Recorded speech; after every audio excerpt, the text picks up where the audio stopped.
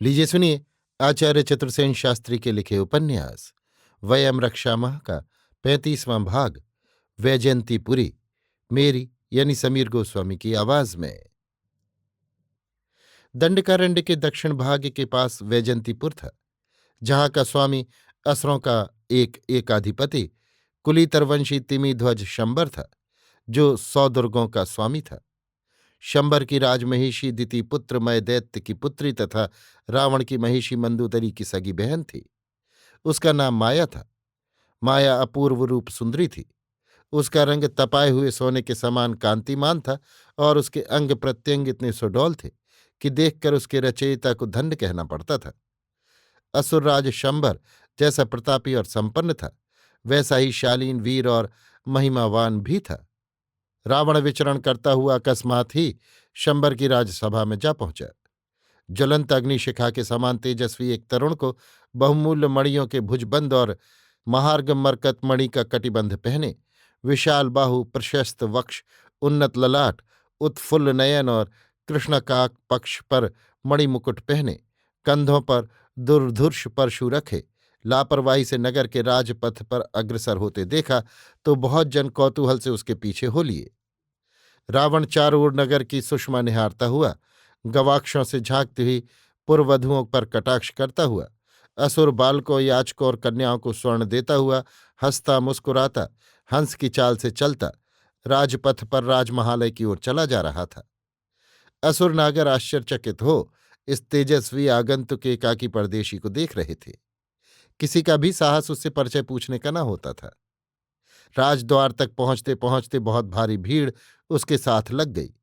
राजद्वार पर द्वार पुरुष ने पूछा, महाभाग आप कौन हैं और किस अभिप्राय से आप राजद्वार पर पधारे हैं? आपने अपने जन्म से किस कुल को धन्य किया है? आज्ञा कीजिए तो मैं स्वामी से निवेदन करूं। द्वार पुरुष का ऐसा विनय देख रावण प्रसन्न हो गया। उसने अपने कंठ से बड़े बड़े मोतियों की माला उतार उसके कंठ में डाल दी और हंसकर कहा, तेरे विनय से संतुष्ट हूं। तू अपने स्वामी से जाकर कह कि द्वार पर एक अतिथि आया है, राजदर्शन का इच्छुक है। अपना शेष परिचय मैं तेरे स्वामी ही को दूंगा। ऐसा बहुमूल्य उपहार पाकर और रावण के गरिमामय वचन सुनकर द्वार पुरुष ने झुककर रावण का अभिवादन किया और कहा, जैसी आपकी आज्ञा। मैं अभी स्वामी से जाकर निवेदन करता हूं। तब तक महान भाव इस आसन पर विराजमान हो। ये कहकर द्वार पुरुष शंबर की सभा में गया। जाकर उसने करबद्ध प्रार्थना की, महिपाल, एक महिमामान तेजस्वी अतिथि राजद्वार पर उपस्थित है। वो राजदर्शन की प्रतिष्ठा प्राप्त करना चाहता है। मुझदास को उसने ये मुक्तामाल प्रसन्न होकर प्रदान की है। अपना परिचय वो स्वयं देना चाहता है। आगे देव प्रमाण है। द्वार पुरुष का ये वचन सुनकर और मोतियों की वो बहुमूल्य माल देख उस असुरराज ने आश्चर्य प्रकट किया। फिर अपने मंत्रियों की ओर देखकर उसने कहा, ऐसी मुक्तामाल द्वार पुरुष को देने वाला अवश्य ही कोई महिमावान है।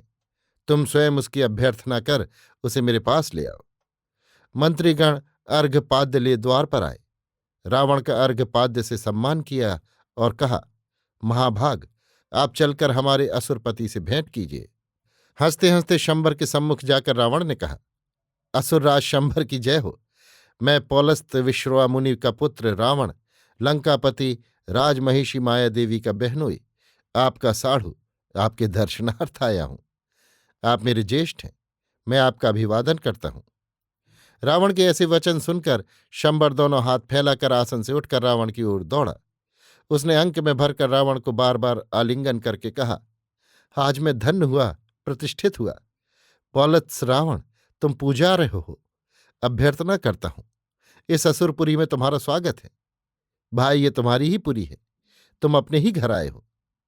आनंद अतिरेक से शंबर के दोनों नेत्रों से जलधार बह चली।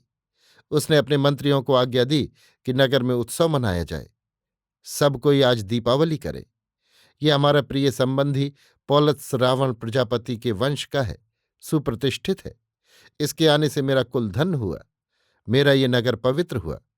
फिर उसने रावण को अपने पास आसन पर बैठा कर हंसते हुए कहा, किंतु ये क्या, लंकाधीश एकाकी बिना ही परिच्छद? रावण ने भी हंसते हंसते कहा, घर में आने के लिए परिच्छद की क्या बात, आपके दर्शनों का चाव खींच लाया। देवी मंदोदरी भी अपनी प्राणाधिक बहन को बहुत याद करती हैं। मैंने सोचा, पूज्या हैं वे, श्लाघ्या है वे, चलकर पदवंदना कराऊं। शंबर ने कहा, तो चलो बंधु, अंतापुर में देवी तुम्हें देखकर प्रसन्न होंगी। उसने चेटी की ओर देखकर कहा, अरे जा, देवी से निवेदन कर, हमारा बंधु लंकाधिपति पौलत्स रावण आया है और अब हम अवरोध में आ रहे हैं।